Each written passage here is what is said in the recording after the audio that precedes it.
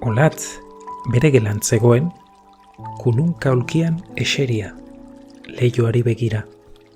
Denboraldia zen, filmik ikusi nahi etzuela, libururik irakurri nahi etzuela, lagunekin atera nahi etzuela.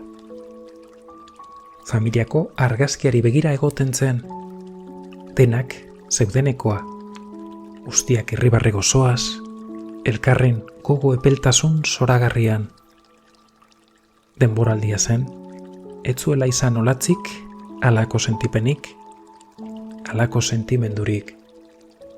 Errepide guztia oroitzen zuen, eta autoaren istripua, eta oroitzen zuen nola esan zioten medikuek, bera baino etzela onik atera. Bakarrik zegoela. Negar egin zuen, horixe egin zuela negar. Baina okerragoa zen bakardadearen ziztada, gela osoa hartzen, bestelakoa hotxen, hotxik gabe, gauaren ederraz gozatzen zutenekoa. Zerbait entzun zuen, zarata bat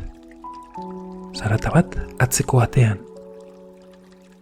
Beldurra baino gehiago, jakin mina piztu zitzaion, soinu bat etxean.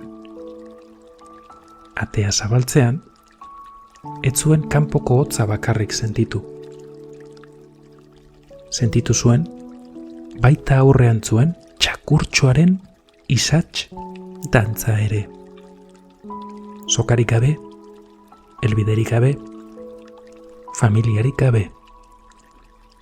Olatzek gonbidatu egin zuen. Txakurtxoak primeran ulertu zion eta barrura egin zuen.